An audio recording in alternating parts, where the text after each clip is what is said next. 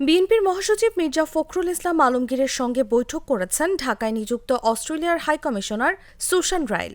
বৃহস্পতিবার বিকেল ৪টায় গুলশানে বিএনপি চেয়ারপারসনের রাজনৈতিক কার্যালয়ে এই বৈঠক অনুষ্ঠিত হয়। বৈঠকে বিএনপির স্থায়ী কমিটির সদস্য আমির খসরু মাহমুদ চৌধুরী ও সাংগঠনিক সম্পাদক শামা ওবায়েদ উপস্থিত ছিলেন।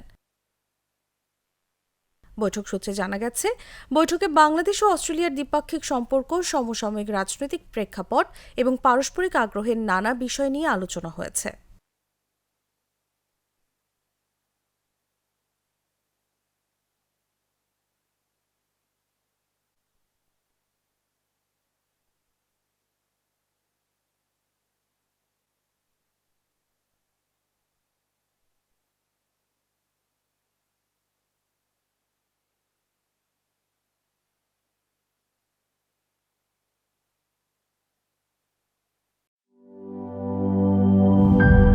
নাটা ডেইলি আর পানীয়র এক অসম কম্বিনেশন ড্রিঙ্কো। চিল থাকতে চান? ড্রিঙ্কো চাবান।